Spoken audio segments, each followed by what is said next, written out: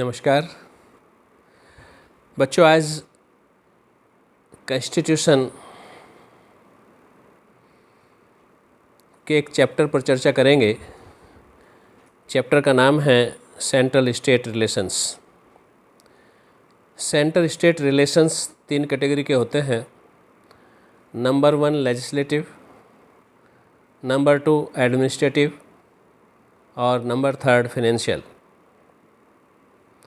चूँकि ये short message है इसलिए आज केवल नंबर 1 यानी लेजिस्लेटिव रिलेशंस पर चर्चा करेंगे। आर्टिकल 245 से स्टार्ट होते हैं ये और 254 तक चलते हैं। आर्टिकल 245 ये कहता है कि सेंट्रल गवर्नमेंट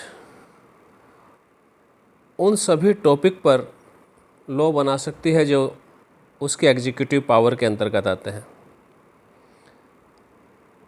एग्जीक्यूटिव पावर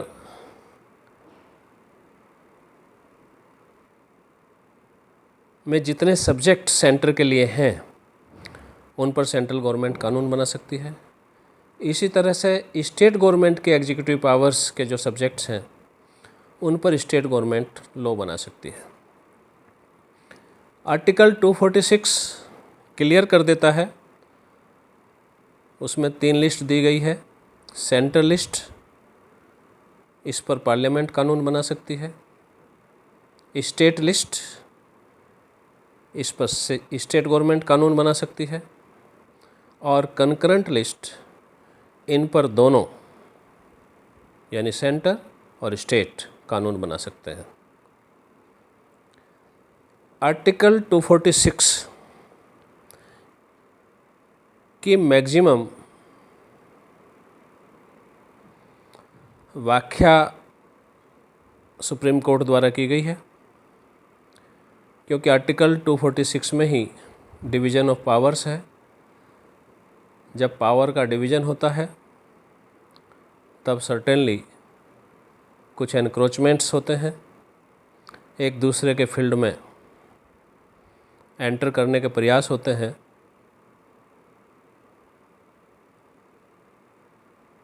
उन्हीं प्रयास को डील करते समय कुछ लॉ ऑब्लिक डॉक्ट्रिन्स डेवलप हुए, जिसमें से डॉक्ट्रिन नंबर 1 है harmonious interpretation, doctrine number 2 pith and substance and doctrine number 3 colourable legislation.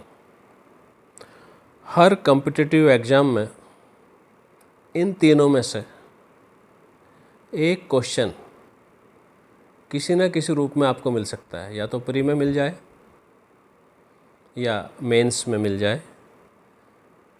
इन दोनों की तुलनात्मक स्टडी के लिए भी मिल सकता है, harmonious construction and pith and substance की, या इनमें से तीनों में से कोई एक डॉक्ट्रिन आपसे पूछा जा सकता है।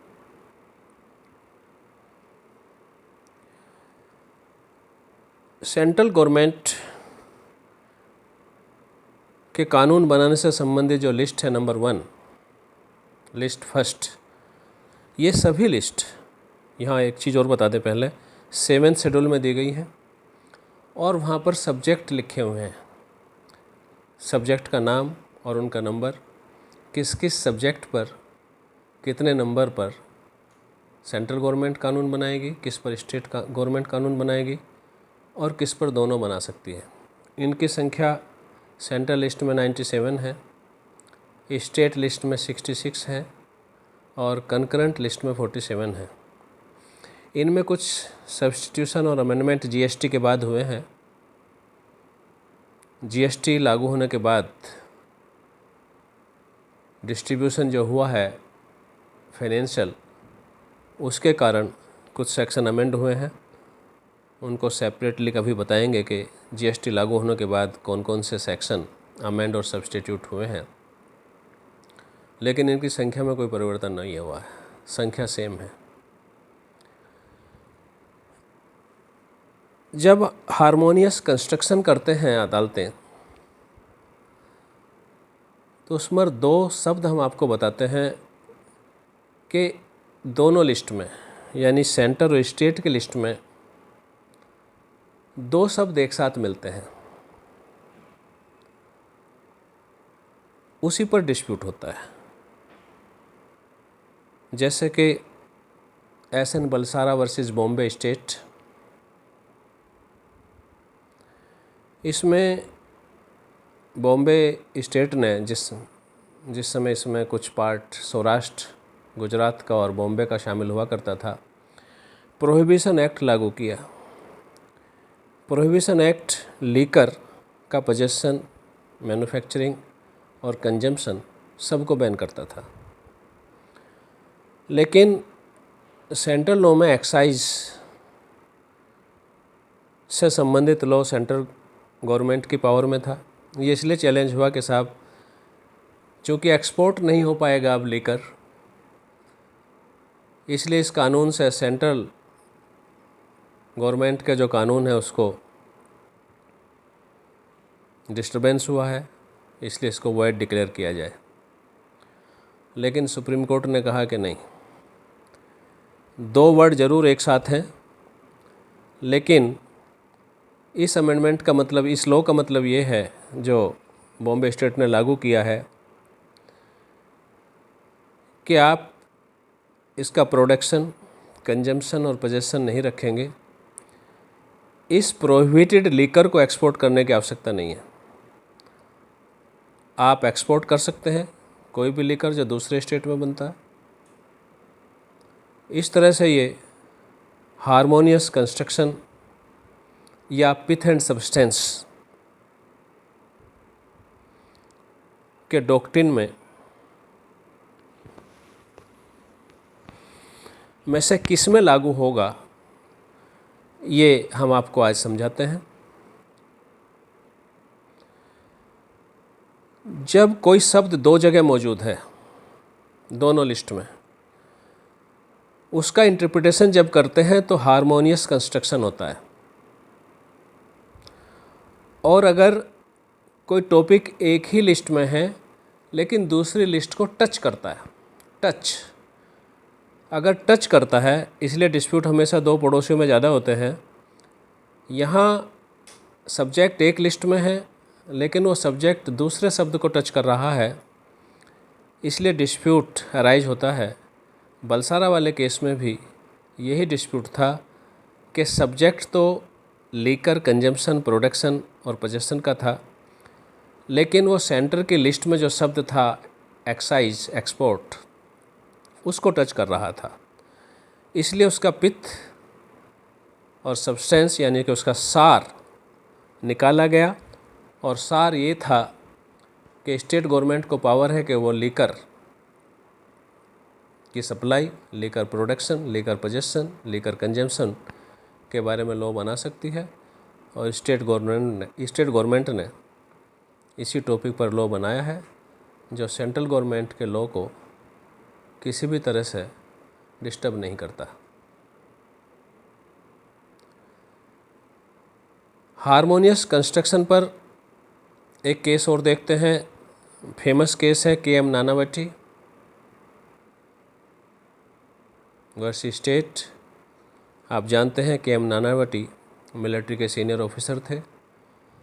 उन्होंने अपने ही एक फ्रेंड का मर्डर किया, मजबूरीवश मान लो या सडन ग्रेव एंड प्रोवोकेशन की वजह से मानो। उस मर्डर का ट्रायल हो चुका था, उनको कन्विक्शन हो चुका था, लेकिन अपील पेंडिंग थी। अपील पेंडिंग होने के बावजूद गवर्नर द्वारा आर्टिकल 161 का प्रयोग करते हुए उनको पार्डन दे दिया गया। ये मैटर चैलेंज हुआ। तब सुप्रीम कोर्ट ने आर्टिकल 161 और आर्टिकल 142